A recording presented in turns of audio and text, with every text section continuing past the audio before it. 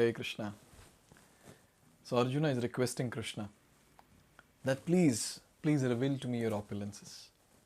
Now same thing he's stressing again in this particular verse that we're going to see. Indirectly, he's asking Krishna to reveal his opulences, but then seemingly it is like he's asking some questions. There's some request. Let's see this in shloka number 17.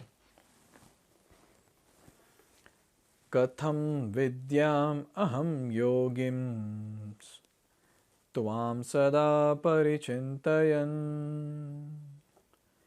keshu keshu cha bhaveshu chintayosi bhagavan maya. So here Arjun is saying, Yogin, O Supreme Mystic, O Krishna, Katham Sada Parichintayan, how shall I constantly think of you? Sada, constantly think of you.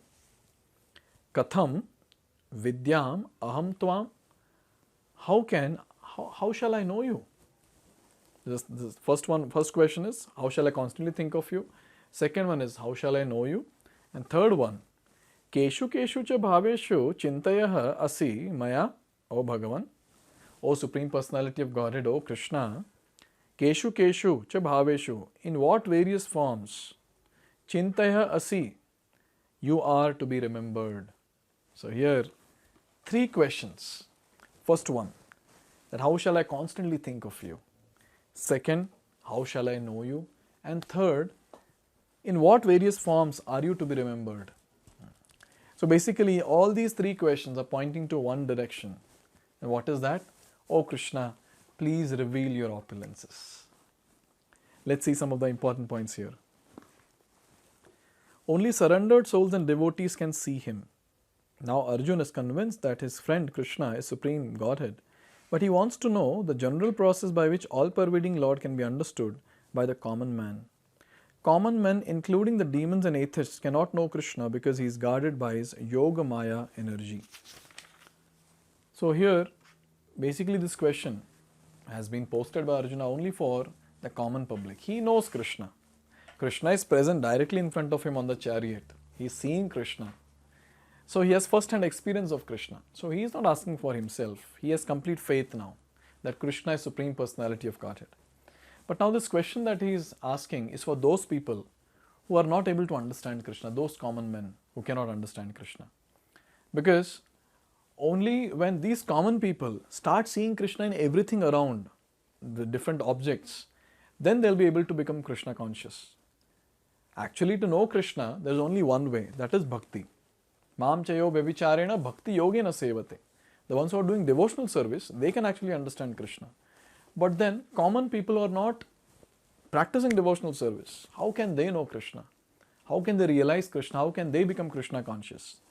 So, by seeing various things around and understanding that how Krishna is present in all that, this will actually help the common public. And so here Arjuna is asking that, oh Krishna, please tell that in what all things can we see you?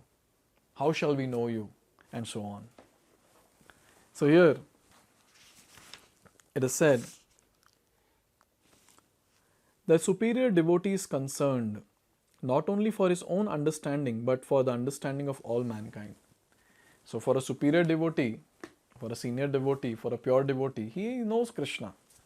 Arjuna is knowing, he knows Krishna in and out now. But then now this question is for others. Paropakar. He wants to do paropakar, he wants to help others to understand Krishna. Because only by understanding Krishna, one can actually elevate in his consciousness and break the cycle of birth and death and go back home, back to Godhead.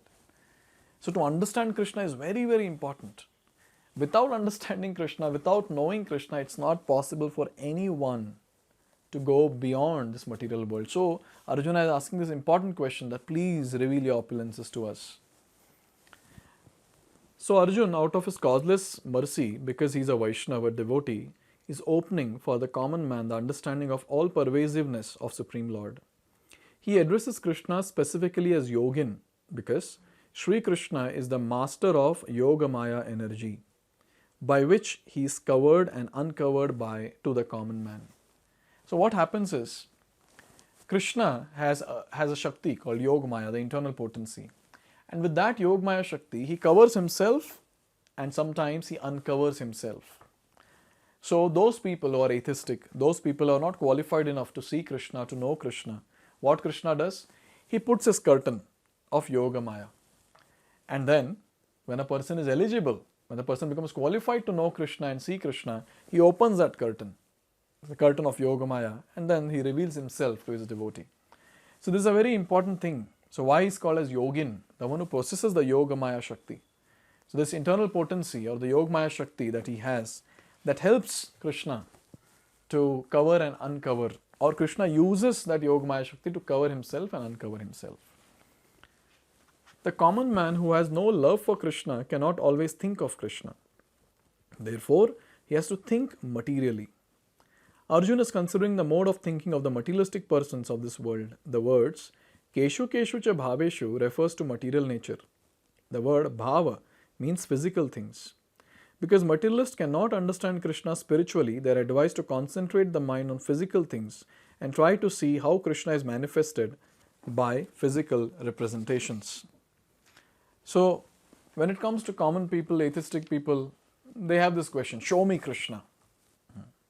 If God is there, then let him come in front of me. As if he's clapping and ordering a servant, come in front of me. So Krishna is not anyone's servant. He, according to his sweet will, he will reveal himself to some and he will cover himself in front of some. So for this common public, how will they understand? Because they are just believing in what they see.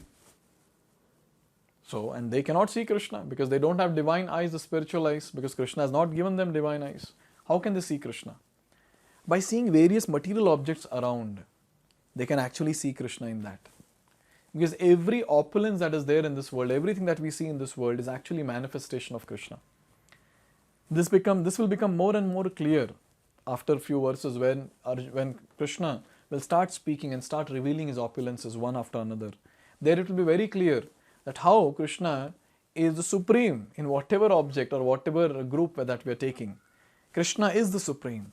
So as soon as we see that object, or as soon as we see a group of people and a person very special in that particular group, whom will we remember? We'll remember Krishna. Because all the opulences that is there in this world is just a tiny spark of Krishna's opulence. So in this way, a person who does not have divine eyes, who does not have love for Krishna, he will be able to perceive Krishna in various objects which are around. And here, Arjun is repeatedly asking Krishna, is actually insisting that, oh Krishna, please tell, please reveal your opulences. Now Arjuna is going to stress on this question more, and he's going to request and insist Krishna to reveal his opulences in the next shloka. And after that, Krishna will start speaking about his opulences. So let's see that in the next video. Hare Krishna. Hare Krishna, Hare Krishna, Krishna Krishna.